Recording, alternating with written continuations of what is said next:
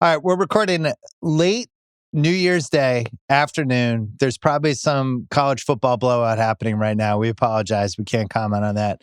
Joe House is here as always, trying to figure out our Week 18 picks, some other stuff. Peter Schrager demanded to join us. He's in Tampa Bay in a hotel room.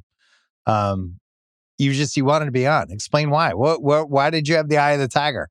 We had such a good experience 2 weeks ago, but the pang in my stomach and in my heart was no Joe House. And I said it there when we were doing the pod after Rams Seahawks, no Joe House. Well, we go on. We have a great pod. Maybe my favorite pod with you we've ever done. And just about every text I got was, it was good, but no Joe House. So this week with MVP voting being done midnight on Sunday and Coach of the Year voting and a full slate and me being in lovely Tampa for the Panthers, Buccaneers, I'll be the sideline reporter. I begged you, can I get more airtime? And you were so kind to open up the door just a sliver. And here we are. Always available. Yeah. So you don't have an MVP vote. I recused myself. You did. Why'd you do that? Did you still have one for NBA? Yeah, I love having one. Zach got rid of his, and I call him a wuss about it every year. I love the responsibility. It's great. It became too annoying. Like I was a Hall of Fame alternate voter, and I would get from like family members and like it was just a lot. The MVP thing, once I came over to NFL Network, I was like, it's just my ego satiated. I didn't need to do it. So now I could talk freely. I could throw out any hot take and no one's accusing me of bias or anything. Well, House, you don't have a vote. I don't have a vote. I think it's wise. It's probably for the best that I don't have a vote. But it's the same thing as the NBA. I mean, it's like, and I'm not knocking any of the voters, but people think this is some, it's not an algorithm. It's not like based on stats. It's literally guys like me and guys like Kyle Brandt and I think like Diana has one. Like it's really a narrative based thing where everyone puts work into it, but it's not like this is such a science. They could go any way, man. Well, I think you would agree with this. It feels like the NBA MVP matters more. I think to the history of the sport, how we remember things, how we remember seasons. NFL, maybe it's just a blind spot for me, but Brady has a bunch of them. Like I couldn't tell you whether he has 5, 6, I think he has 8. 3. 3, that's it? Okay. Manning has a bunch. Rodgers has a bunch. It's just a little different. Whereas like in NBA, I know like, Kobe had his MVP season was 2008. Shaq's was... Do you feel the same way, House? I understand the point that you're making, but I think it's still pretty important in the NFL. It does. I agree. I think it is important. But from the history standpoint, do you feel like it matters in the same way? I kind of do. I mean, absolutely do. It still tells us. I'll admit I'm wrong then. It tells us a lot. I'll tell you this. You can define the season and you can remember the year. Like, exactly. For example, Monday I was in Atlanta for Rams versus Falcons, and I head over to the Rams hotel in the morning just to say what's up to those guys. And Matt Ryan's there, and my son's with me. He's 9 years old. And what do I identify Matt Ryan as? Not the guy who lost the Super Bowl. Not the guy. That's fair. That's a former MVP. That's it. Matt Ryan. That's right. Yeah, that's fair. I'm an NBA hole. I guess it's just a blind spot for me because you think like with Lamar, he's got his too, right? And it's a big part of the case. And there's some. I don't even think it's like rampant speculation at this point. It seems like there's some serious Lamar Ravens stuff. I thought that piece in the Baltimore Sun last week was pretty illuminating and had a lot of breadcrumbs coming from the Ravens organization side. But you think like just saying Lamar Jackson's available versus 2-time MVP Lamar Jackson is available, it does feel like it has more weight. Did you believe that story? Do you believe there's real problems there, Shregs? Mike Preston's been working in Baltimore for 30 years and is a respected columnist. That was the first negative piece on Lamar that we've gotten since Lamar has gotten there, especially from the Baltimore media. So, I think everyone's pointing the finger at everyone, but I believe that organization is fully behind Lamar Jackson as their quarterback. Interesting. So you don't think he's available this spring? I do not. What do you think, House? Why would he be available? How can you do any better than Lamar fucking Jackson? Like, what are we talking about? There's like, 8 good quarterbacks in the entire NFL and 4 that are MVP level, and he's one of them. Like the whole thing is nonsense to me. It seems incredible. Did his leg fall off in the meantime? There is some running QB stuff that I think, if you look at the history of this, I feel that, by the way, the same way about Victor Wembanyama and tall basketball players. There's some stuff with the history of when you think about running QBs, like the hits that they just take, the wear and tear of. So you're saying like a position. Ralph Sampson, like there's a similar comparison there. Man, there's Kareem is the most successful tall guy we've ever had. But there's been a lot of tall guys who their careers were ended up short. It's just it's like a very tall building that you have to worry about. You can do this with running quarterbacks in the NFL. You can talk about how Michael Vick eventually went off a cliff. You can talk about Dante Culpepper, famously falling off a cliff. The question will be whether Lamar can be a pocket passer. I would say Cam Newton. I'm just talking about the accumulation of hits, which I think for quarterbacks, running backs, tight ends. But you could say that would be the case for sacks too, right, Shregs? Yeah. If somebody took a bunch of big sacks, Stafford's an outlier in this respect. I don't understand why all the hits he took in the Lions, the fact that he's still kicking is pretty crazy. Yeah, but then there's David Carr and there's, those guys that got the shit kicked out of them early, Jim Plunkett, and it eventually takes its toll. One more thing on the MVP. I don't know if the NBA is like this, but you have to fill out a ballot 1 to 5 and you rank them. And your first place is 5 points. Your second place is 3 points. Your third place, whatever. So it goes down. So even if a guy gets a lot of first place votes, if there's a guy who's just swept all the second place votes, that guy might be the MVP, which makes it interesting because first team all pro could be very different than MVP, which is a head scratcher in itself. Same voters. This has happened a couple times in the NBA, most famously with Charles Barkley, I think in 1990. Where he had the most first place votes, but I think he finished third. Who got it? Magic? Yeah, Magic got it because he had the totality of the votes, I think. But it was the same thing where he just was on more of the ballots. I don't mind it. So it's relatively the same though, the way they count it. The Bill Simmons podcast is presented by FanDuel. FanDuel's got it all. Same game parlays, quick bets for jumping in live. They have Your Way. Go check out Your Way. You can build the bet that fits your play, your way. Plus, don't miss out on the NFL playoffs, one of my favorite times of the year, all month long. Download the FanDuel app or head to FanDuel.com/BS to get started. Get ready for the playoffs. Let's go. Must be 21 plus, present in select states, 18 plus in D.C., Kentucky, and Wyoming. Gambling problem, call 1-800-GAMBLER or visit rg-help.com. Call 888-789-777 or visit ccpg.org/chat in Connecticut. House, you have no dog in this race. Drake Maye, after the Matthew Stafford falling apart game on Monday night, Drake Maye was minus 700 on FanDuel at one point. Now he's minus 340. And he's going to win the MVP unless they lose to Miami, I think is how this plays out. Do you think Drake Maye is the MVP, House? I disagree with you. I don't think he's going to win the MVP. I don't think it's a fait accompli. I think it's going to be razor thin. And I do want to take advantage of this moment that we have with Shregs to let's illuminate exactly what we're talking about here. He hinted at it a tiny bit there. It is voters. It's mostly media folks, right, Pete? Yep. Mostly media folks. 50, just call him Pete. Nobody's ever called him Pete. He's not a Pete. We're boys. We're boys. I feel like I can go a lot of way with Shregs here. Yeah. Pete Sampras, Pete Schreger. We're sitting here together. It's a great Happy New Year 2026. Usually you do like PS or you have like some sort of like all right. Anyway, go ahead, House. But let's shed some light on this because I do think that the voting constituency is important to. I mean, in the first place, the betting odds. This market is insane to me. The idea that the implied probability of Drake Maye at minus 340 is well north of 80%, and Matthew Stafford, in the whatever 15. I don't think it's those probabilities line up in any way, shape, or form because you said this your own self. It's a narrative kind of vote. Bill Simmons just made the case. Who's taken more hits in his career and still playing at an absolute near MVP level? Matthew Stafford. If this is going to be an award where we recognize in a year where nobody's really distinguished themselves, a career achievement, then that's Matthew Stafford, because Drake May is going to have his turn. He's going to have his chances down the road.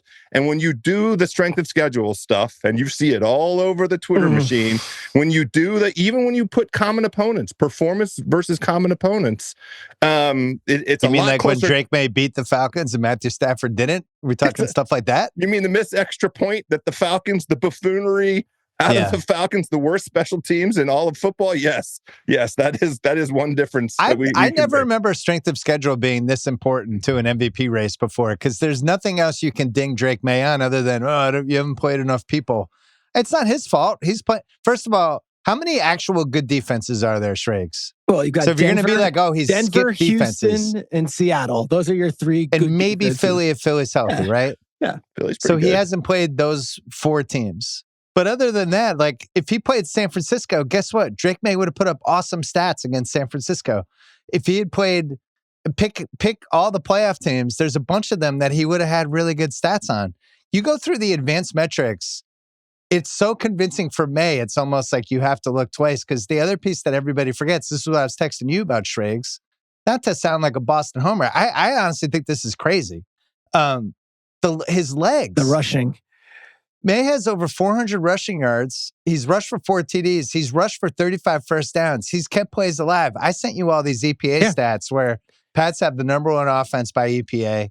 May's at the top in every category, or in the top 3 in EPA. And then you look at like protection, and the Rams are top 3. The Pats offensive line's like 26th. May's had to scramble like on 10% of his plays. Stafford's had to scramble like on 2%. Like May is running for his life in a lot of these games. He's threading the needle on these long bombs. He's had 12 of the greatest throws I've seen in the history of the Patriots this season. And Matthew Stafford has Puka Nacua, the best receiver in the league, who catches 5-yard passes and runs for 60. He's had Devontae Adams for most of the season. He has a much better offensive line. He plays indoors. He has Sean McVay. Like, what are we talking about? So if you switch these 2 guys, if you switch them on different teams, are you telling me Drake May would have worse stats than Matthew Stafford? Like, are people really think this?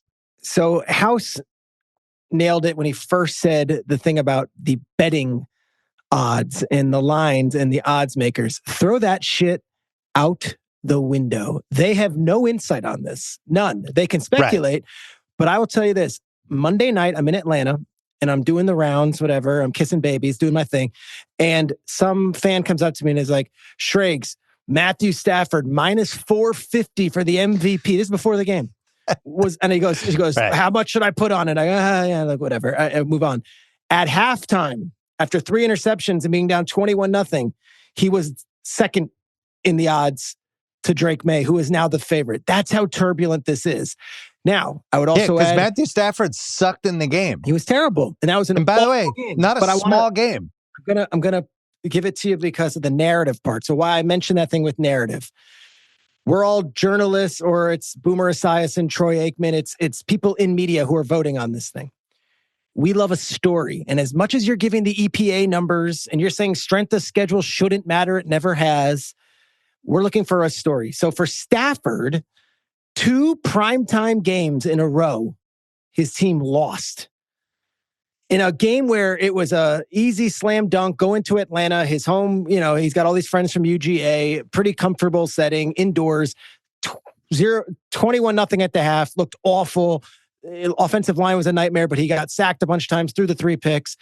The voters right there are like, it doesn't feel right in a big spot to say he's the most valuable player. Now, Drake May has only played really 2 big games, and he won one of them on Sunday night before anyone was even like attuned to any of this stuff.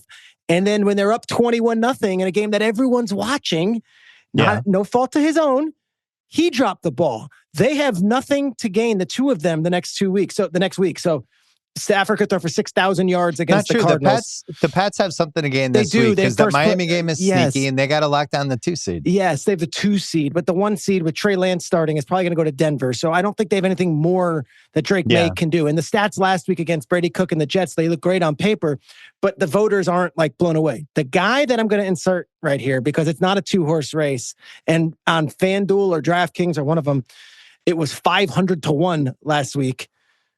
is the running back out of San Francisco, Christian McCaffrey, who in 2 back-to-back primetime games has been unbelievable. He's 500 to 1 on FanDuel. 500 to 1. So I'm telling you now, don't believe any. If he against that defense in Seattle in a third straight primetime game goes for like 200 yards, has 2 touchdowns. We're going to lose House. House is going to leave the pod so he can go bet on this. No, I have it up right now. I have another screen. Remember this narrative. Everyone in America is going to be watching that Seattle-San Francisco game. Nobody in America is watching Arizona Rams. The last taste they have in their mouth, whether you think it's fair or not, is a 3-interception game against the Falcons. And for poor Drake Maye, the schedule thing matters in that it's kind of like, that's been the story all season, but he didn't really do any slam dunk stuff to us in the big spots.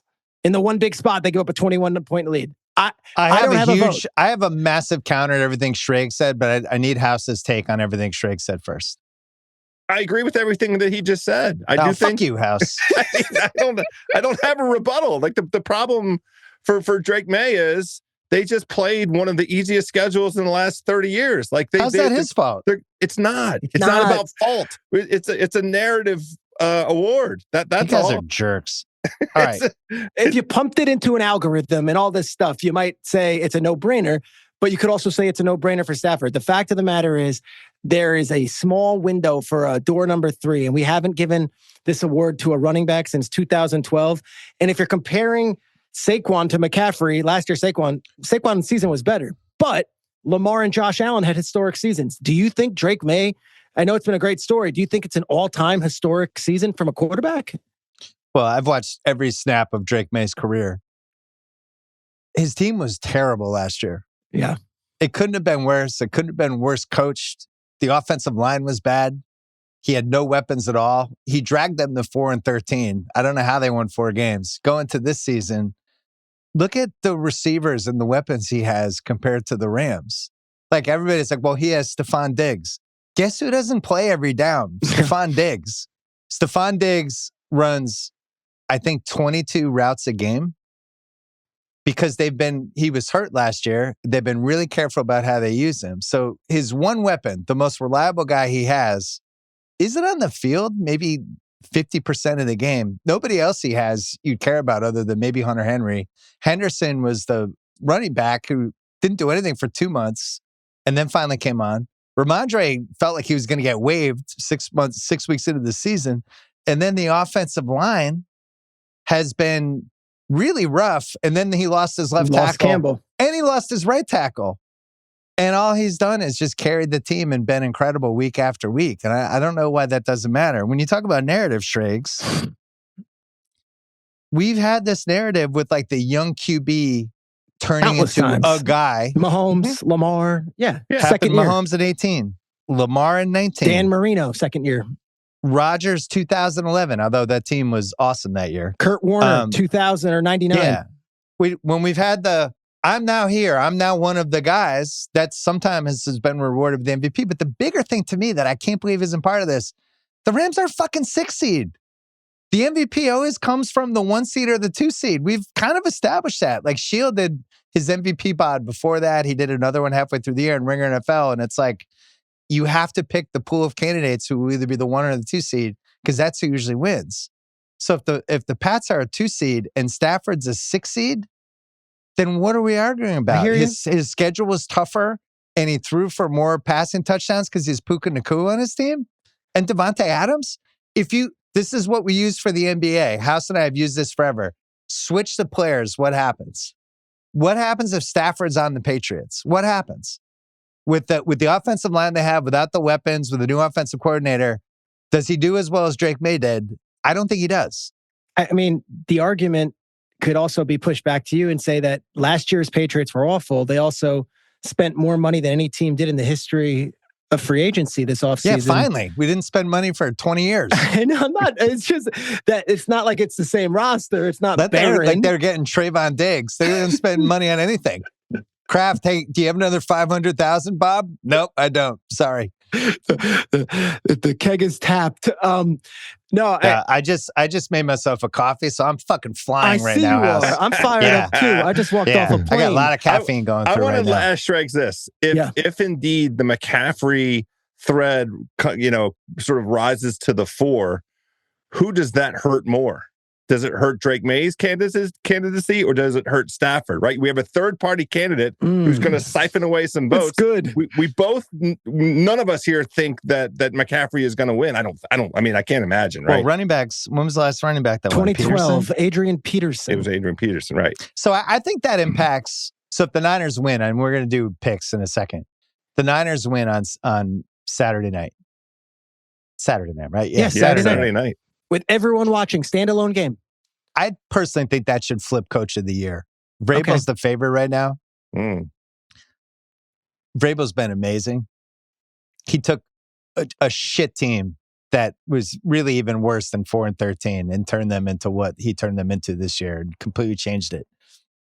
What Shanahan did with that San Francisco situation is unbelievable. Just Bonkers. Bonkers. This is where I even have money on Vrabel, and I think if they win the 1 seed, I think Shanahan should win Coach of the Year. And this is like Vrabel's done one of the best coaching jobs I've ever seen of any Boston team from a first year guy. I just can't believe the Niners are even in this. It's impossible. I had the Niners 2 weeks ago in Indianapolis, and I had breakfast with Robert Saleh at the team hotel beforehand. And what a fucking name drop from Pete. Pete, sneaky Pete. Doing it again. For Pete's sake. For Pete's sake, here's a name drop. Did you throw that one at the producers yet? I've been trying. I've been pushing. I think Sneaky Pete's good. Anyway, I interrupted. Go ahead. Anyway, we need like a sound something from like a radio when I do a name drop. Sneaky Pete. Yeah. And he was like so proud of these guys. And then I'm like, no Warner, no Bosa, no Mikel Johnson, who is their rookie. And I'm like, I don't know a single player on their defense. They have Keon White, who we gave to them for like a conditional 7th round pick. He plays every down. Like you go, and it's not me insulting. Like Bryce Huff is their top pass rusher. Yeah. And that's not an insult to him. It is completely the truly no-name defense. And they're not exactly the 2000 Ravens or the 76 Steelers, but when they have to, they make a stop. And they did that with the D Winters pick 6. And then of course, last week with Caleb, where I hated the hook and ladder call because it eats up all the clock and then all of a sudden you're scrambling. But either way, that Niners team has been so ravaged by injuries that I think it has to go to left out. Shanahan. They were on like backup defensive backs on top of all the best guys they lost. That guy Williams was awesome. I bet on him for defensive rookie of the year before the year. Did I say Johnson? I meant Williams, or whoever. Well, whatever. And then you have offensive line injuries. You have the quarterback switcheroo. You have some of the close games they've won. How much money have you lost on the Niners this year?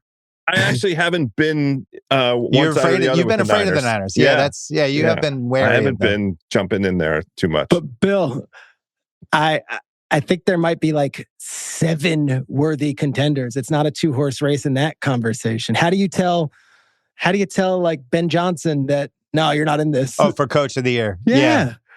Liam Cohen, the Jaguars. So I would have Liam Cohen 3rd right now. First year coach, first year offensive coordinator, first year defensive coordinator, first year GM. Rehabilitated a guy that we had given up on. Rehabilitated, saved that man's career. Saved Trevor Lawrence's career. Yeah. Mike McDonald in Seattle, if they're the 1 seed, after firing the offensive coordinator after 1 year and bringing in Sam Darnold, like suddenly they're the 1 seed. Like, and Sean Payton has an argument too with that Russell Wilson salary cap hanging over that team, and they're the 1 seed. It's a great year. I mean, any other year, there's usually 2 coaches, and it's like the team that came from nowhere to win. This year, I think there's 6 or 7. Like DeMeco Ryans has an argument. It's a good year for it. Well, also a great year for the new coach theory house, one of our future staples. We had Jags, Pats. Don't tell Jets fans that. No, what was the third one? There was Chicago. Bears. Jags, Pats, Chicago. That was the premise for. I love the Pats every over. I like the Chicago overs. The Jags were the one I couldn't get behind because of Lawrence, and the Lawrence that we've seen the last couple of weeks. We'll see this week. We'll talk about it when we get to the picks. This Jaguars-Tennessee game is like pulsating as like a stay away to me. Throw it in every parlay. You feel great. Oh, yeah, and the Jags money line. And then, Cam Ward hits somebody for a 78-yard touchdown. Lawrence throws a pick 6. It's 14-0. It's just something scares me. I think you made a really good case for McCaffrey. Just because of the if they're quarterback's the not one seed, grabbing us. Yeah. Also, like what he was doing in that last game where he's clearly not 100% either. No. He's going to be what? Isn't he over 400 touches, House? 400 touches. Yeah.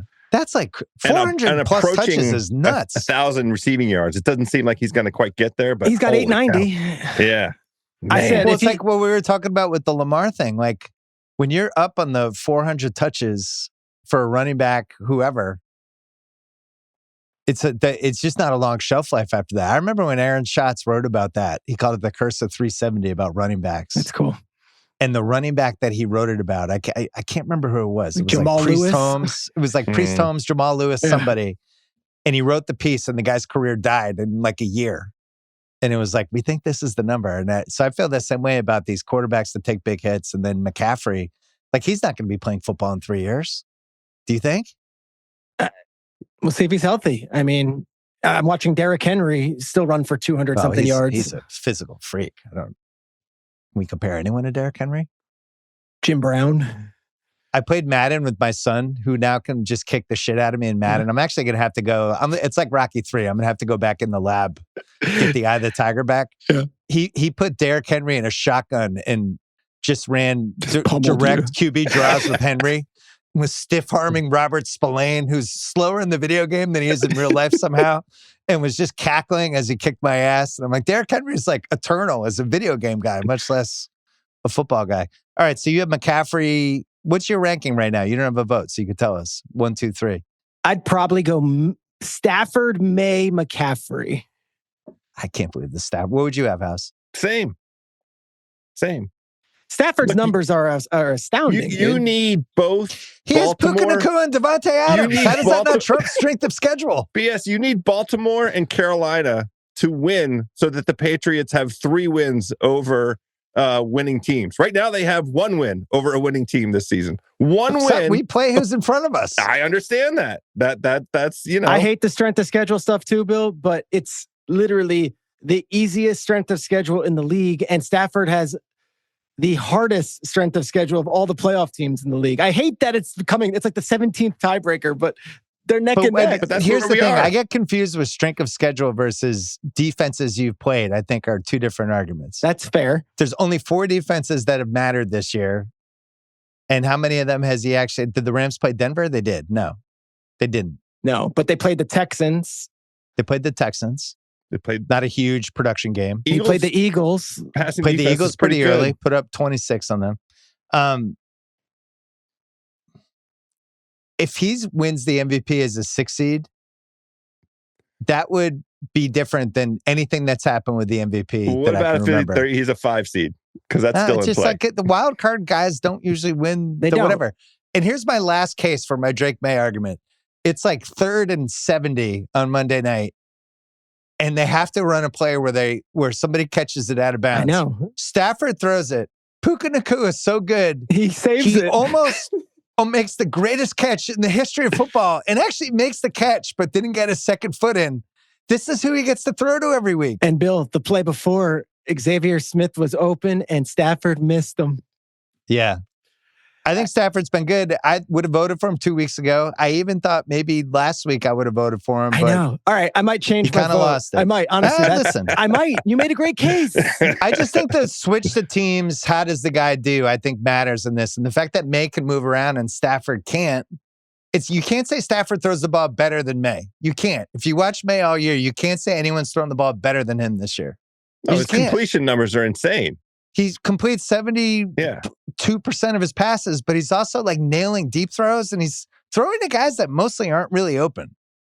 Stafford also had 2 awful halves. I mean, that Falcons half was awful. And the first half against the Panthers was horrendous. Yeah.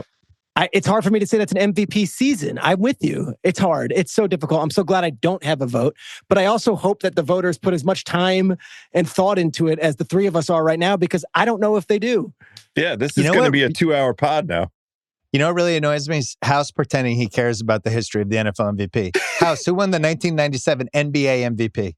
97. It was the year after MJ left. I don't know. Karl House Malone. Doesn't remember. Yeah, Karl Malone won. Who won the 1997 NFL MVP? Nobody knows. I'll tell you right now. Favre. I could do it. Yeah, Favre. I could do Look it. at that. Ask me Pete. NBA, Who ask won me in NFL. 2002? What, NFL? Yeah, NFL MVP 2002. Manning. Rich Gannon. Ah! That's the thing with the NFL MVP has some stinkers who Oh, won come on. like some. Let's be fair. All due respect to Rich Gannon, but come on. We have Steve Nash on back-to-back MVPs Matt Ryan in the won NBA. an Good MVP. point there. Back-to-back that's Steve fair. Nash. Shaq was in the fucking league. Let me just remind everybody. Yeah, that was tough. All right, we'll take a break and then we'll do picks. Shregs, I thought of another name for your running ESPN segment. Yeah. Shrags to riches. Dude, I love Where it. it'd be like your name, but two riches, and it'll be like you as like a rich guy and then a poor guy Yes. just like a pauper. Pauper and on the it's like street. Shrags to robe. riches. We need two riches. They already have a Rich Eisen. Can you get Rich Paul? There's two riches right there. Bunch of riches. The best one, what was the one we said was the best one? Peter's Principles. Oh, Pete, no, there was another one. Was it? What was the one where you're doing this? For Pete's sake. Can Alabama play defense? It's like his you've been mossed. For Pete's sake. For Pete's It's just a sake. shrug. Where's Christian McCaffrey in the MVP odds, guys? 500 to 1 for Pete's sake. Why didn't Miggy Rojas his win moment of the year? What are we doing? Before we do picks, any other topics you want to hit? Yes. I just watched this Indiana team kick the shit out of Alabama 38-3 in the Rose Bowl. Yeah. I wanted to I had money on it, House. I want to present two-pronged question to you. One, what is the comp for what this Signetti has done with the Indiana program? Is there one? And two, if you're an NFL team, are you not breaking down the doors to get this Signetti as your next head coach if you're one of these teams that are looking to hire a culture setter? There's three culture setter college coaches right now, right? Removing Lane Kiffin because he just took the job. Lanning, Notre Dame guy, and Freeman. then Indiana guy. Freeman's going back for sure. Three. Freeman's already re-upped and did some new contract in. But those would be the three guys you would go after. Indiana signed Signetti to an 8-year deal, but like the money to me is when NFL Colton's calling, like these guys listen. Well, it's interesting that there's no kick-ass candidate this year. There's not. Because even last year, it was like basically you knew the Vrabel sweepstakes were coming. Well, Ben Johnson and Vrabel Ben Johnson were was huge coming. names. This year, so I'll tell you, because I talked to these folks, the four names you're going to get are Jesse Minter, the defensive coordinator for the Chargers, Jeff Hafley, the defensive coordinator for the Packers, Chris Shula, defensive coordinator of the Rams. These are the hot names. And then, of course, you'll get, other guys that have coached before or whatever. You'll go through it. But like, this is not last year where it's Ben Johnson lighting up the league and it's Vrabel and it's the whole thing. So this is the perfect year for a team to think outside the box and say, you know what? Fuck it. I just watched this Indiana coach in 2 years bring this team from the most decrepit program in sports to one of the best coached, most disciplined teams. I'm going to go young here. I would throw the bag at them. Well, I would have said Atlanta was going to have a job open, but Raheem's fighting to keep the job. He's one of the teams we're going to cover. Oh, Lord. Raheem's oh, no. Raheem is in control of the NFC South. Here's my question. My question is, who is the last great from college directly into the pros to make an impact on the professional team? Yeah. Man, Harbaugh almost doesn't count because he was the NFL quarterback. Chip went to the playoffs his first year, but he wasn't sensational after that. Well, he was sensational this year as the Raiders offensive coordinator, but it's a different use of sensational. He's now Somebody hired him again. Northwestern hired him. Didn't they watch him work his magic with Vegas? Yeah, to me, it's apples and oranges. The best one ever with this was Spurrier, who took over House's team. That was... Forget what year that was. 2001. And we knew it was done when it talked about how he worked from 8 to 4. So you could go play. And he wanted to go play golf. Play golf, yeah. He had me out of the facility by 4. We were like, this guy's fucked. He brought in He's going against dudes who are working 16 hours a day. It's over. Very relatable. I understand where Steve's coming from. I'm an 8 to 4 guy. With the comparison with Signetti, the name that I thought of, and I bring it to you because you guys are obviously sports aficionados, and Bill, especially you as a Connecticut guy, like Jim Calhoun with UConn is what I came up with. Or Geno, I guess, would be the other one.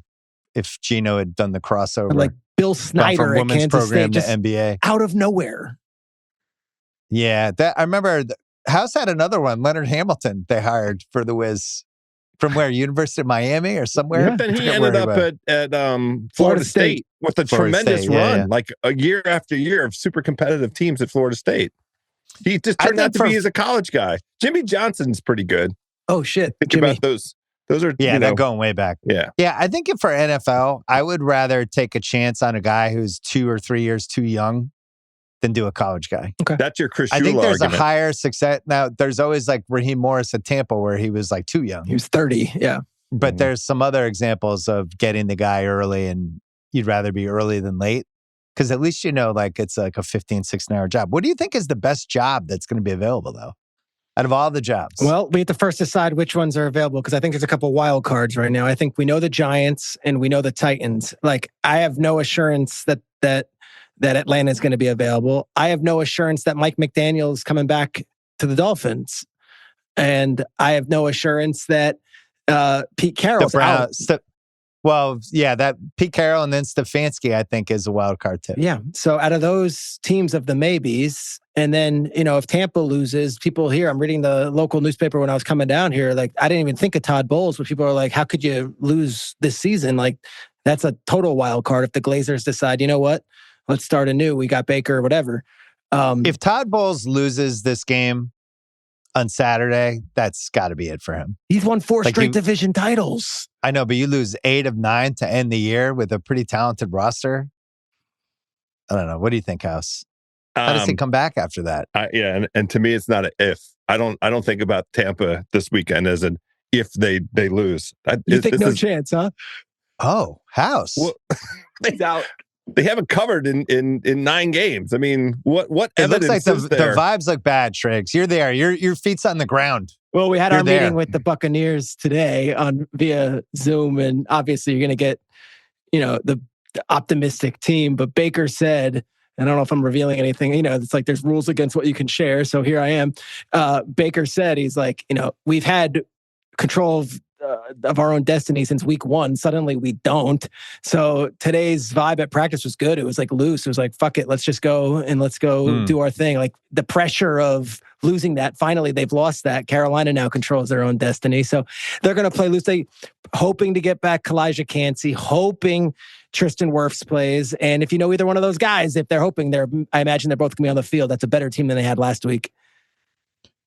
I think Baker is like, House will get this because he's an actual hockey fan. When the hockey playoffs, the series ends and the team gets eliminated, and it's like Brad Marchand was playing with a torn labrum and 5 broken ribs. You'll find that out after, right? And a herniated disc in his back. And it's just like all these injuries you didn't know. I can't wait to find out what Baker's injuries were. He has at least 2. There might be something wrong with both of his shoulders, and there's something wrong with one of his legs. He can't move anymore, and he's not accurate anymore. I don't want to be a dick, but like, the gentle response to Baker is it's not suddenly.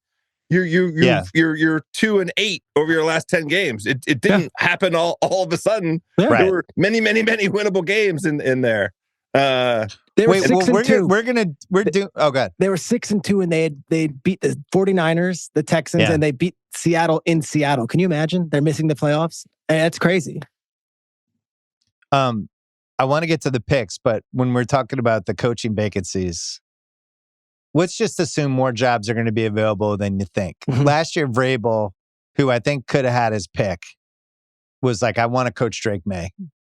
And I think he even used the Jets as like, a little bit of a straw man because he was trying to get Kraft to get to the right place and was using a lot of people behind the scenes to hopefully get Kraft to see the light. And he did, and it worked out great. What do you think's the best job that might be available? Because I think it's probably Baltimore. Ooh, wow. If the Ravens lose on Sunday night or if they get killed in round 1 and they decide to stick with Lamar, something's got to change. And Harbaugh's been there forever. And you could argue, new coach, he could see it differently. I would say Baltimore. Would you say somebody else? I know you're going to say this is the bias in me, but there's a team with an elite pass rush, a franchise quarterback, and a left tackle on the roster in New York with Malik Neighbors at wide receiver, you can argue that you step into that and the roster is there and you can be a lot further along than some of these other teams that have salary cap Another top 4 pick. Another top 4 pick, maybe a top 2 pick. Like Giants is, and it's that logo and it's that market. People do gravitate towards that. You agree with that, Harbaugh and for the Giants makes sense to me. Does. And I honestly, Pete, you know this. I'm calling you Pete because this Pete. is I can't believe this. Pete. I've never been called Pete in my life. Your boy. Cliff Kingsbury, Maine. I don't know about Cliff Kingsbury here in Washington. I don't know that that's a lifetime. They didn't sign him to a lifetime contract. Did you see the stat? Washington, the schedule makers gave him 8 standalone games this year. 0-8 in those games. Oh, I watched. They need when they do the schedule. And by the way, I would even say this with my own team. Although I think we're set up a little better than Washington was because Washington had an old roster and there were some predictable pieces about it. But they should take into account the year after when you went from the super easy schedule to. My dad and I were talking about the Pats schedule next year the other day, and we were like, "Oh my god, the check is coming!" It sure is for everything that happened. Cincinnati's mildly interesting, but they've won their last 4, and they're cheap. I can't see them paying 2 coaches. But I think they'll keep Zach. They kept Marvin Lewis all those years. I want to go back. So Cliff, you're saying out. You would say he'd be a head coaching candidate, or you would say that the offensive? Yeah, because there's no head coaching candidates. There's Atlanta is an incredible situation. Atlanta is amazing on both sides of the ball. Holy shit, that's a good team. I couldn't agree with House more. I think that's the a fuck ton of talent. If they could play any special teams whatsoever. They're the stupidest. How are they not a 10-6 team right now? Who's your quarterback? And they traded next year's first-round pick for another pass rusher. They don't have a first-round pick, so who's your quarterback? Malik Willis. Lamar Jackson. You guys are the best. Two greats. Two great answers. I agree. I think Atlanta has a ton of talent. They're very good on both sides of the ball. It's ridiculous that they're not going to be the winners of the NFC South. I can't believe they're not going to win it. They don't get a lot of credit as like a fervent fan base. That place was rocking. If they just had a team that could it was amazing those years when they were going with Julio and Matt Ryan and all that. That place was on fire on Monday night. And gosh, if Lamar was their quarterback and Bijan in the backfield, are you serious? When my team played them, first of all, they were way scarier. Like to me, they felt like an 11-win team when we were playing them. They beat Buffalo. Drake London, we couldn't stop. Was terrified of Robinson. You know, it's just hard to believe. You watched them last week at the Rams. I was scared of that game all week because I had the Rams in a money line. I ended up doing a giant hedge the other way, but it felt like just a live spot for Atlanta. And yet they went full Atlanta in the game. The game was over. All of a sudden it wasn't. All of a sudden it seemed like they were going to blow it. Yep. It's classic. I have 7 games to discuss for Ringer 107. And I'm just going to list the games. And if there's a game missing, tell me. Bucks, Panthers, Falcons, Saints, Seahawks, 49ers, Ravens, Steelers. We have to talk about those 4. I want to talk about Bengals, Browns, because I have some hard thoughts on that. Vikings, Packers, and Chiefs, Raiders were the 7 I was looking at for picks. Is there anything else, House? I wonder about the Bills, just because. So Allen's sitting. I don't know what the Jets' motivations are. Mitch Trubisky. Doesn't it matter to the Bills though? Wouldn't they prefer? I think they can go from 5 to 6, right? Or 7. Wouldn't they? It's a question. I'll put it. But it's a high line though, so I don't know what you do with it. I mean, tease it. That's one thing you could do. I know, but we can't do that for Ringer 107. Oh, great. I before we even get into it, week 1, my old colleague and dear friend Kyle Brandt on Good Morning Football used to say, week 1 is a liar. Stay away, no matter what. You don't know what the hell we're getting. Stay away. I think week 18 is a liar as well. You have no idea what teams with nothing to gain are going to come out and play with their hats on fire, like the Dolphins did to the Patriots all those years and those meaningless. You don't know, but I like to find teams that have something to play for and play in those parameters. I don't know what the hell to do with Chiefs Raiders. Well, so the case you just laid out is actually the case for this game because we do know what one of the teams wants to do. That is lose with the Raiders. That's right. And the Chiefs are 5.5. It's in Vegas. The Raiders points the last 8 weeks. They scored 7, 16, 10, 14, 17, 0, 21 in the Houston game, which included a pick six, and then 10 against the Giants. And my question is it just Casey moneyline parlayed with an under 42.5, thinking the Raiders can't score more than 10 points and the Chiefs have Michael Olawokandi as their quarterback? Chris Oladokin. Is that just a game we should be looking at, knowing that Vegas is not going to try to win the game? They do not want to win. I don't want to have anything to do with it, to be honest with you. I really don't. How many Chiefs starters on defense are going to sit? That's fine. We'll cross it off. You've also seen these games. I mean, I remember the Jets-Rams a couple of years ago where the team has nothing to play for but the number one pick, but the players don't play that way. Yeah, but they keep sitting all the players that could impact the game. I know. They must have cut a deal with Pete, the other Pete. Not Pete Schrager, Pete Carroll. Yeah, they must have cut a deal. Like, we're going to get rid of the rest of these games. Please, let's lose. We'll get Mendoza next year. And you could we'll stay. Spend some money. You can stay. And maybe they'll double cross them. I don't think Tom Brady Vikings, wants Packers. That. Packers locked in the 7 seed, starting Clayton Tune. Yep. Had to sign Desmond Ritter. Yep. Vikings laying 7.5. Let's They've go. won 4 straight. Can lock down 9 and 8 for the year. Let's go get it. That's one. Love. Shregs, are the Packers playing anybody in this game? No, and their defense has been ravaged to the bone, and they're not going to try to play any of those guys on defense, I would imagine, with a playoff game coming up the next week. They just signed Trayvon Diggs, didn't they? They did. I can't imagine. He ain't in the football field this week. Can't imagine he's going to be picking their 2 passes off. My Cowboys fan friends seem to think he was like genuinely terrible for the Cowboys this year. Is that true? Yeah, there's a lot of stuff apparently. I don't know all the details, but there was off the field and on the field. Okay. Love the Vikings. Who's playing quarterback? Right. I'm going to bold the Vikings. Do we know? Is JJ playing or is it? It's our guy, the bro. Brosmer? Is it Brosmer? It's my man Brosmer. All right. Bengals, Browns. We're on the same side of this one too. I know already. Let me hear. First of all, Cleveland, I saw this in Aaron Schatz's thing. Cleveland now has the 9th worst DVOA offense of all time. And they have the 10th worst special teams of all time. Let's go. Then you have pretty like frisky at home, not always reliable, but frisky, and on the road, one of the worst road teams in a while.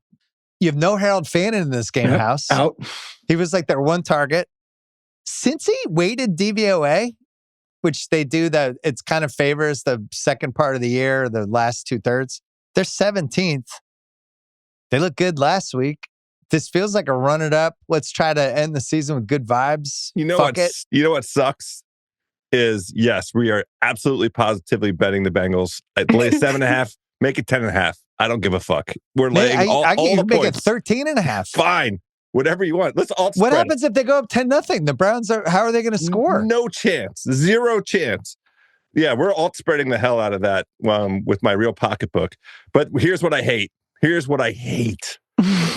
The beginning of next season, when we're sitting and looking at how the Bengals finish the season, especially they won 8 games. Yeah. Well, their defense got much better.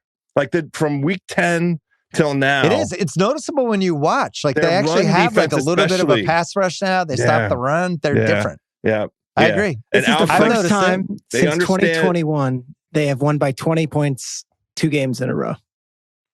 They had that crazy Baltimore 24-0 loss. Yep.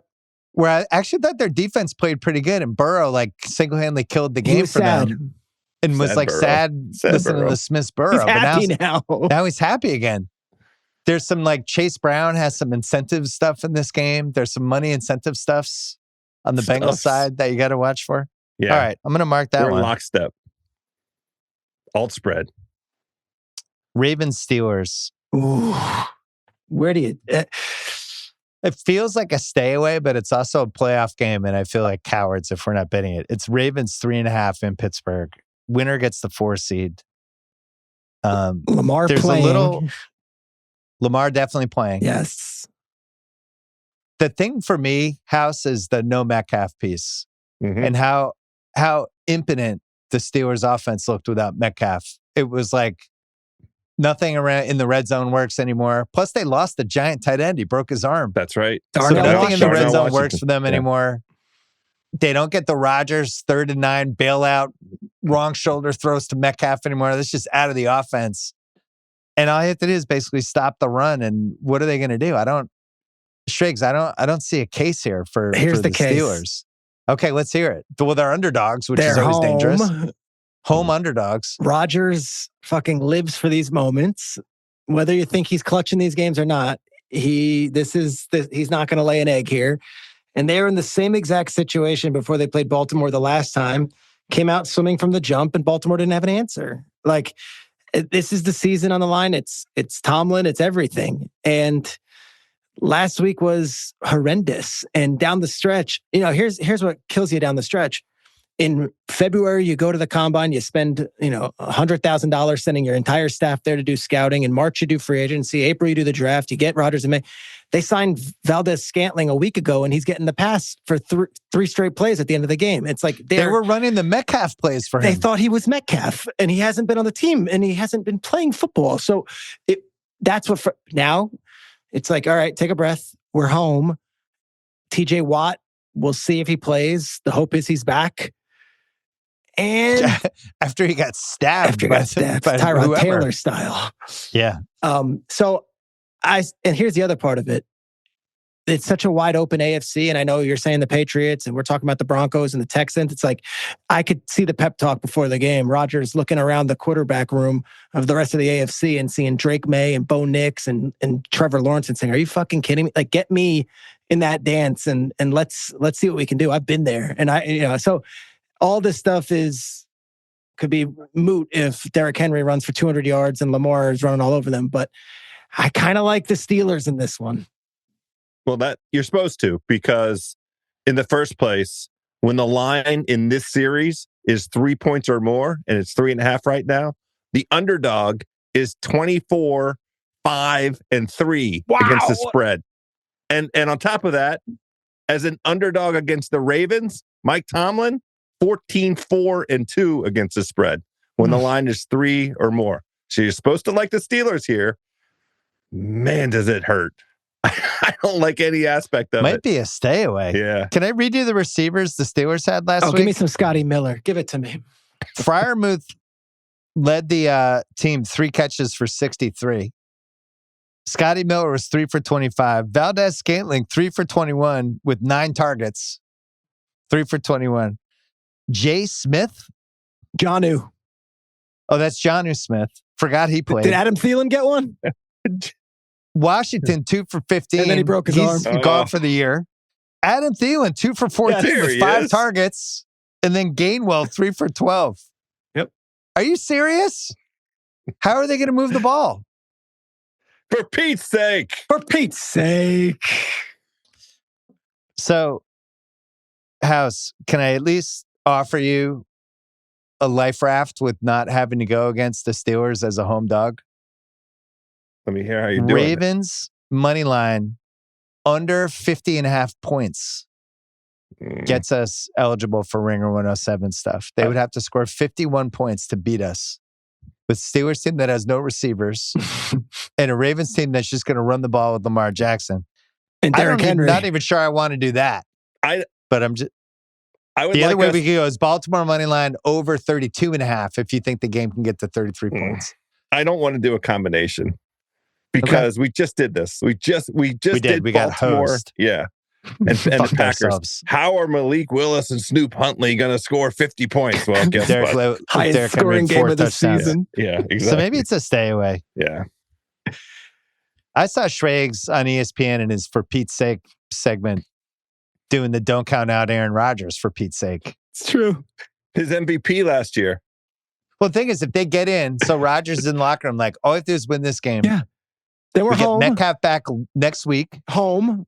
Probably we can beat every Monday wild night. card in the league. Yes. Let's go. So there's a case where everyone has money on the Ravens, like everybody. And it's like the classic, like January Lamar. Can I request stinker something? Followed by like what happens in the future? Can I get Chris Collinsworth from you after a crazy Aaron Rodgers touchdown pass in the fourth quarter? Bill, can I get the impression? My I mean, Adam Thielen should have been out of the league 5 years ago, Mike. Here he is catching back shoulder balls in the end zone. All right, we can stay away.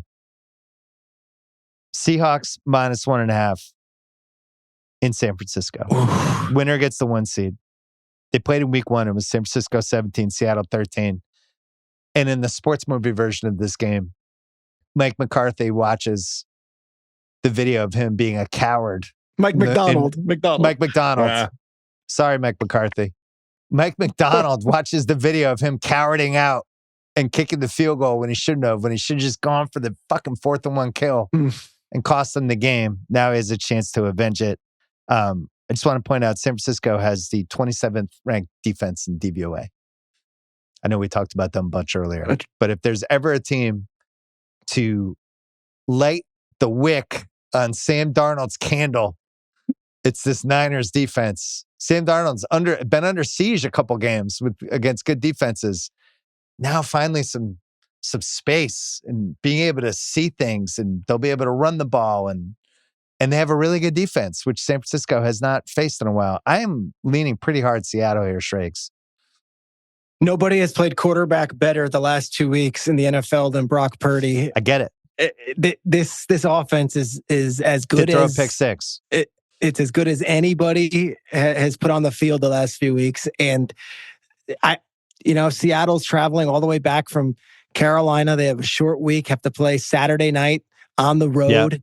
There's a lot of things to like about San Francisco, and obviously, do you feel like San Francisco has a home field advantage in that weird Santa Clara stadium? Yes, that place was rocking last week, and I've never seen a football game there. No, and it's not Candlestick. Trust me, it's not. But it's also not MetLife, where you walk in and you feel like you're at a dentist's office. I would say the carrot at the end of this thing is the first team ever to be the number 1 seed and have a Super Bowl at home. So it's like, if we just can win this game, we don't have to sleep in another bed other than our own the entire way, and we could be Super Bowl champions. And that's the message there right now. Like, get through this game, 1 win at a time. But geez. House would be the opposite. House would be like, I'd love to be the 7th seed. I'm just on the road for a month. This is great. I love living out of hotel rooms. 4 straight. That's House, four different hotel First of all, I don't lotions. think anyone needs a carrot in this game. It's for the number 1 seed. You have to play in round 1. I'm not trying to guess incentives. I'd also add Clint Kubiak, former Shanahan disciple. Sam Darnold, Shanahan had him for the year. Like Shanahan revival. Rehabilitated him. Rehabilitated him a little bit. So there might be you could say that, okay, that means they're going to be okay, or the Niners know what the pros and the cons are of that team. Can I add one thing here? McCaffrey looked fucking banged up by the end of that last game. That is such an X factor. I totally agree with this. To me, that's the number 1 reason I want to take Seattle. That did not seem like the kind of guy who wanted a 35-touch workload in this game. He was doing. So what do you think, House? The plank with the stretches where you try and get your hamstrings into your glutes. He's on the sideline doing that in the end of the 3rd quarter. The poor man. I felt so bad. House and I are old guys. We know all the old guy bad back moves. We have done all of them. It hit me in the heart. I am pretty strong on Seattle here. I really think that this defense that can put pressure on without blitzing and drop guys back into the middle of the field. Brock Purdy lives in the middle of the field. We just watched, and he's going to have Kittle back. But man, every time they need third and 6, second, he goes right to the middle of the field, and he is incredible at it. But like, if you look at the defenses, the success rate of the defenses since he came back from injury, all they've done is beat up on questionable defenses. The 2 best defenses that they've played were Cleveland, who they took care of with Cleveland being buffoons, and Carolina, who also had their own sort of version of buffoonery. And there were not incredible like yards per play numbers or success numbers for the San Francisco offense against those defenses. This is an entirely different level of defense. And Mike McDonald now, with his ability to put pressure on, especially with Trent Williams, the news doesn't seem good. If he's out, then give me Seattle all day. So you have Kittle playing hurt, but probably playing. You have McCaffrey playing hurt. You have Trent Williams probably not playing. You have a defense that I'm looking at the no-name Bears defense last week. They gave up 38 points to the Bears. And by the way, it should have been 45. Caleb Williams kind of gacked that last throw.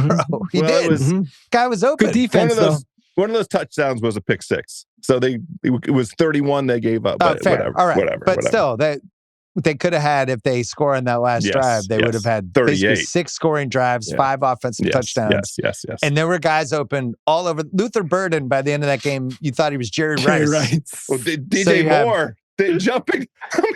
Right. He was crying. Open. So you have Seattle who can go big, they can go smaller, they can control the ball. I don't want to bet on Darnold in a playoff game when he's going against an awesome defense. I'm just telling you now, I'm not doing that. Me either. That is a cross-off for me. But when he's going against a flimsy defense, I don't mind Sam Darnold. Sam Darnold's put up big stats against bad defenses. And I just think with the health streaks, I think you're getting outvoted on this one. Winning in last year, if they win against Detroit in a big spot, Sam Darnold's team gets the 1 seed and gets a week off and then can just rest everybody. And you remember what happened on that Sunday night to Detroit. I am a Sam Darnold fan, and I think he is look at his wins the last 2 years. This guy can play. But Purdy in these games... We're getting the Darnold redemption. Brock Purdy's a robot in these games. He is like from another planet. He's Terminator 2. I don't know, man. I look at the quarterbacks. I look at the coaches. I look at the big game experience. Give me San Francisco at home. Pretty good. Pretty good argument. We'll see who's right, because House and I are jumping on Seattle. Jumping on them. Atlanta and the Saints. Such a fun game. To 3. 2 best teams in the NFC South. Unbelievable. If Atlanta wins, Carolina quenches the NFC South. Now, Carolina and Tampa, that's the last game we're going to talk about. I love the Falcons in this game. I loved them before they scratched Olave. When they scratched Olave, I was like, you got to be kidding me. Because I've actually watched a lot of the Saints. House and I have quietly been betting Saints games, and mostly in the Saints. They lost Vele, who was actually coming on for them. Yeah. And then everything moved to Olave, who all of a sudden looked like a top 5 guy again. Now he's out. There are no weapons anymore. And Tyler Shuck, it's like, I didn't know how he was doing it to begin with. And then this Atlanta team, this would just be the most Atlanta game ever to beat the Saints. By the way, with the Saints, they proved what they want to prove. They have hope for next year. It actually makes sense for them not to care about this game. I love Falcons by 3. This is a classic Falcons game, House.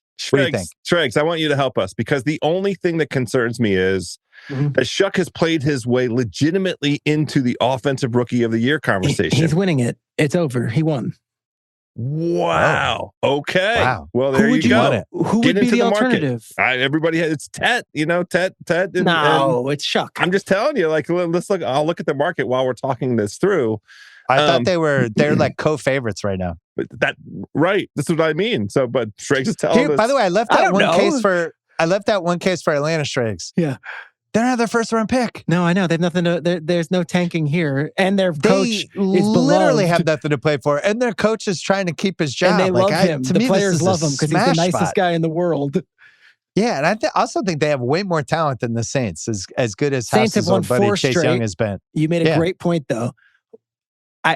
They've proven what they wanted to. I could see them saying, all right, that was awesome. Here we go.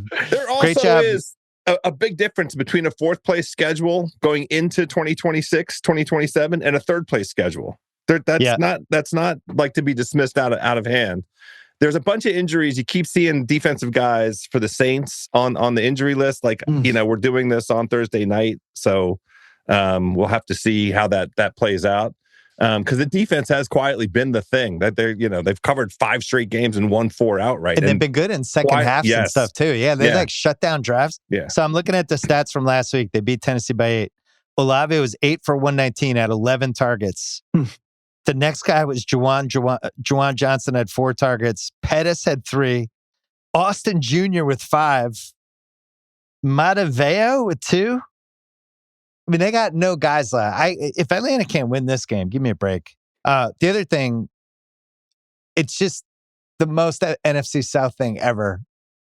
If Tampa beat Carolina and then got knocked out by Atlanta, it's just like no. I think it's the other way around. It's just hilarious. They need Atlanta to lose, right? Who? Tampa needs Atlanta to lose. Yes. But it would be hilarious if Tampa won and then Atlanta won and they got knocked out even though they won. But I think the Carolina Bucks game, Wait, I know where are House we is messing going. that up? I'm sorry. I have to make no, sure. we're not messing this up. If Okay. Atlanta wins, Carolina clinches the NFC South, no matter what happens in Carolina. Yes. And Yes. That's right. All right. Every Buccaneers fan is a Tyler Shuck fan. Yes, that's right. That's what I said to myself to get this right. Yep. Bucks -3 Panthers is the last one. This is an I'm so stupid game because no matter what happens, if you're on the wrong side after this game, you tell yourself how stupid you are. Bucks, we covered all this stuff with them. We saw this game in week 16, Carolina 23, Tampa 20. It felt like Tampa should have won the whole game and they just kept doing dumb shit. Carolina kept having drives. And then as House loves to point out, House's favorite zigzag team, the Carolina Panthers. Since Good, week 7, bad. win, loss, win, loss, win. They've done this for almost 3 months. House, you love this when this happens. Every one of their wins, they have 8 wins this season, has come as an underdog. What are they this week? An underdog. It's time to play the Carolina Panthers. It's an even week. They're unstoppable in even weeks. Yeah, look, this isn't either team could win. You might as well grab the points. Would be, and also like with the Bucks, because I started the week and even like started this podcast. You probably could have talked me into the Bucks. But as we laid out how awful they've been for 2 straight months and how we don't know if Baker Mayfield is healthy, like this would be an I'm feel stupid game if you lay -3 with them. They just lost to Quinn fucking Ewers. What are we talking about? Their playoff life was on the line. Their destiny was in their own hands. Their defense has been horrendous for 10 weeks. Their defensive backfield, which was the strength of those teams, with Brady in the last couple of years with Baker, their defensive backfield is just completely ravaged with injury now. Yeah. I would add this from the Tampa side of it, just having talked to Bowles and those guys. Let's listen. Let me just say. Oh, he did, and I talked to Bowles. On a production meeting call. That's official. Sneaky Pete. Sneaky Pete. I just talked to Bowles here on Sneaky Pete. They've got Mike Evans. They've got Tristan Wirfs. They've got Baker Mayfield. They've got Levante David. These guys are like who have been there and done that, and to just completely shit the bed and let this season go to waste. Like, there is pride in that room. And if this is Levante David's last game, there's something to rally around there. There's just but why didn't they rally the last 5 weeks? I know. Exactly. I know. Back against why the didn't wall? that happen last week? All right. I tried. Why didn't that happen in week 16 when they played Carolina? Right, they should have been very proud to beat Carolina. Exactly. That's why this is such a great game, because you can totally talk yourself 100%. Into either one. By the way, I don't really want to take Carolina. What's so crazy? I don't feel great about it. I don't trust Bryce Young. They were, remember Abuka was like the rookie of the year. The whole thing. Yeah. He was the only guy healthy. Everyone's healthy on that receivers room. Now they got Bucky Irving. They got Tucker. They got Rashad. Like, everyone's healthy on offense. And they've completely gone into the wastebasket. 17 points against Miami. 20 points against Carolina. Here's my only other fear with this game, House. When they played 2 weeks ago, Tampa had the ball for almost 35 minutes. Carolina had the ball for 25 minutes. Tampa rushed for 169 yards. Do they just run the ball down Carolina's throats and just tell Baker, don't be crazy here? That'd be my fear. This is why this is an I'm so stupid game. Carolina only ran for 101 yards in that game, which if you're going to make the case for Carolina, they're going to be able to run the ball. McMillan's back this week, right? Yeah. And it's an even week. It's an even week. Well, let me ask this. And Tampa has proven that home field advantage means nothing to them because they keep losing games at home. Should we just stay away? Oh. Should we? Because these are two stupid teams. I mean, we've just established that neither one of them is the best team in the NFC South, but they're playing. Well, if we stay away from this, then that means we have to either take Ravens Steelers or Chiefs Raiders. Why are you afraid? That means we just have to take the Chiefs -5.5. Why don't you like Houston? What are you afraid of with Houston? They still have a Houston. chance to win the AFC South, and they're playing at the same time as Jacksonville. It's the Jags. Yeah. Now the Jags have Tennessee, and so Houston will be looking and seeing the Jags up 21 points. You just laid the Tennessee. case why I'm afraid of them because they in the second half they could just not give a shit about the game. But they are also playing Riley Leonard. Riley Leonard is traveling to Houston to play football against the Houston Texans. I get it. The Colts have a lot of good dudes, though. They still have talent on offense. Yeah, I just worry about Houston at halftime going, call off the dogs. Time to see what we got. Let's save everybody. Fair enough. Can I the interject? only other one I was honestly looking at was the Dolphins. Shregs has a point. Let's listen. Dolphins plus 11.5 in New England with I don't know. I just think that line's way too high. I agree with you, but the Patriots keep covering those big lines. I'm not messing around with it. This is unrelated to the games this week, but it is something I've thought through. The Texans right now would most likely be the 5 seed. Okay. Yeah. The 4 seed would most likely be the winner of it is the Ravens Steelers winner. It's the Steelers hosting somebody. Or the Ravens, right? Or the Ravens. Mm-hmm. Now, the 4-5 matchup is traditionally the wild card Monday night game. Yeah. I don't think back-to-back weeks ESPN is going to get Carolina or Tampa as their Monday, as they're on their slate. They have it this week. I don't think. Which leads me to Texans Ravens on Monday. Texans Ravens or Texans Steelers. I tell you this 3-minute soliloquy. I think the Shakey's game with the Texans is in trouble, guys. Oh no. Did you tell Sal? I have not told Sal. I don't think they're playing on Saturday afternoon this year, guys. All right, I'm gonna have to make an executive call with one of the picks. Then You're allowed. I think we're right to stay away from Carolina's After all Carolina that, Tampa. Thank God. It's such a stupid game. All right, today's Ringer 107 presented by FanDuel, and here's what we're gonna do. We've agreed on 4 of these picks, and then I'm audibling on the 5th one. Seahawks minus 1.5 in San Francisco. Schrager's made a very strong, enticing case for the 49ers that was overruled by House and I because we think the Niners are too banged up.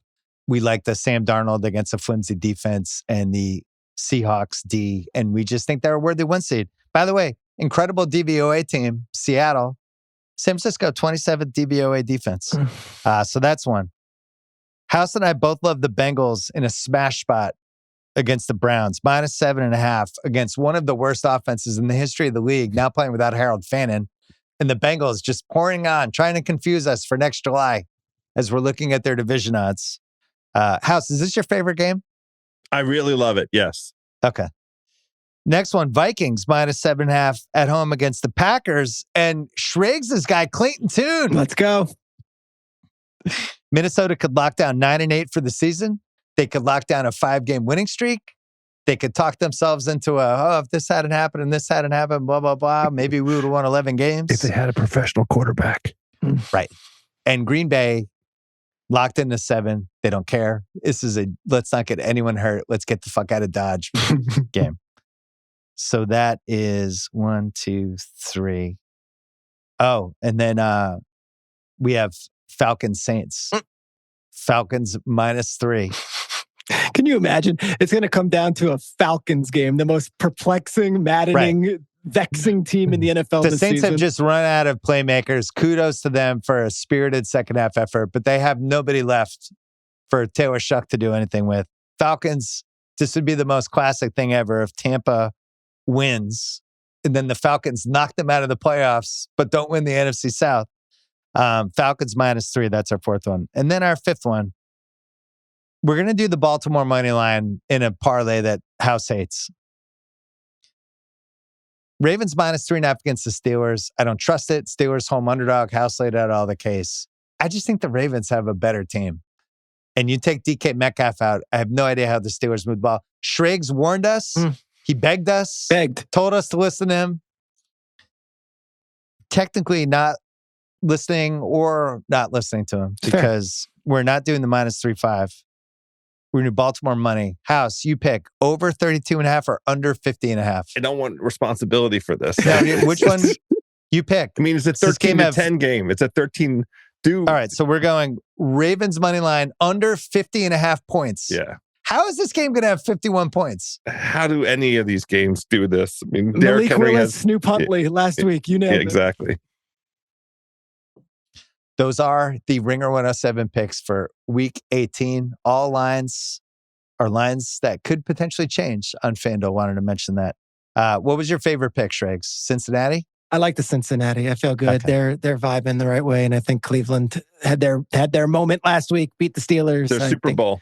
Yeah, they'll get the sack too. Joe B will go down. They'll get the sack for Miles. Bill, as an aside, I am getting texts from everyone in my life that this Rewatchables top 50 movies of the 2000s that you just sprung on your two co-hosts. 21st century, not 2000s. Yeah. Century. The blind podcast. You just blindly dropped on these two cinephiles of yours was arguably your greatest podcast episode. Oh, wow. In maybe a decade. People enjoyed it. There's a lot of talk online that you are right now in the zone, like a Steph Curry zone the last few months. Hey now. Is there HGH rumors yet? No, this is heat check Bill Simmons. And I know you don't respond to the Reddit thing, but they tag me in everything. And the pendulum has completely swung back that they're all in on Simmons. They're all in on Simmons. They don't know plus I gave up Sugar. 2026 can be my best year. They don't know that we went to Germany 2 weeks ago. Yeah, we went. House and I keep flying in Germany and getting the sneaky Germany. That what did Kobe get? What was like blood spinning? Blood spinning. Yes, that's my next move. That after same giving Reddit up Sugar. feed said that I had a splitting image with Lena Dunham last time I was on the podcast, which I don't know how to take that. That's I just don't like the meanness. This is kind of funny. Internet that threads. Is funny. That's I like Jesus. And, I like it too. Did you wait? When does your no sugar? When does all that start? It started 5 days ago. Why do you think I've been on fire this whole podcast? What'd you eat after all the drinking yesterday? What do you Almonds? mean? You were on a bar crawl. What'd you eat at the end of the bar crawl? You didn't have hummus, motherfucker. No, we ate some stuff. It wasn't, but no dessert, nothing. Okay, no dessert is fine. What about? I will say I did have 2 slices. I did have a margarita last night, which I think has sugar in it. Yeah, was it a skinny girl? Sugar in it. Yeah, that definitely has sugar in it. Skinny girl. It was not skinny girl. It's good. House, you're just jealous. I was doing jealous. great for like today. For 4 years. I was so focused on eating and being careful. House came out in the summer of 2017. We had launched House of Carbs, the food podcast we had with House. And House wanted to go to all these LA spots. And House was here and I gained 5 pounds in 4 days with House. Beautiful. Including we went to that pastrami place. Oh, so goddamn good. We went to the patty melt place. All of a sudden, I went off the wagon. It was like the guy in The Sopranos who started gambling again. That was friends with Christopher Moltisanti. Not the guy who was working in the sporting goods store. That's another guy who went off the wagon. But yeah, House, I was doing so well. And then House is like, well, we got to get a milkshake. Well, forgetting the pastrami, we got to put cheese on it. And then I just I've always been focused, but never quite the same. Do you so feel House, you're not getting me anymore. Like you're in the zone right now, podcast? I don't want to jinx it like a perfect game, but you've been in the zone. You've been fucking hot lately. I just think there's been good stuff to talk about. Fantasy, the thing Fantasy and I have coming up in a second, we do the 21 best sports movies of the 21st century. It's just good topic. It's going to be pretty good. Good content. A lot of good stuff. I'm going to listen. 2026, football playoffs. The basketball's been great. We got Winter Olympics. I care about the hockey. Yeah. Have you been following the rosters for the hockey? Adam Fox, my guy from the Rangers, did not get put on Team USA. They left off Connor Bedard. Team Canada. I was like, whoa. Wow. He's on pace for 100 points. Poor Connor. What did he do? Marchand's on there, but it's like that hockey's going to be incredible. Then we got World Cup. We got basketball playoffs. World Cup's going to be insane. We got WNBA lockout. Oh, no, hopefully they'll fix it. No, it's like that. We'll have labor stuff to talk about. This year's going to have everything. Plus Lamar Jackson getting traded to the Falcons. Drake Maye going for a second MVP. Kirk Cignetti, the coach of the Giants. Have you talked to House at all about how the Wizards passed up Cedric Coward to take Trey Johnson? Don't do that. That's not appropriate. And Derek Queen. Derek Queen was available. Was he? Literally grew up in the DMV. Should have taken Danny Wolf, my guy on the Nets, my favorite player in the league. I Got like trash him. He's talk by sweet. Jimmy Butler. Called him white boy over and over again. Do better, Jimmy. What did he do? I mean, that's literally true. How's that an insult? The Nets are like in a panic trying to trade Michael Porter right now because he's ruining their draft pick. Yeah, he's too good to be in the Nets. He's had a career renaissance. All right, guys. Happy New Year. Happy New Year. Great to see you. What a way to start 26. I hope we win all of our bets. Shregs, maybe for the playoffs, maybe you could just pop on. I would love to. Hey, you know me. I am a total glutton for the punishment I get online when I come on this podcast. Every time I name drop, I cannot wait to join. Sneaky Pete. Thanks, guys. Must be 21 plus and present in select states for Kansas in affiliation with Kansas Star Casino, or 18 plus and present in DC, Kentucky, or Wyoming. Gambling problem? Call 1-800-GAMBLER or visit rg-help.com.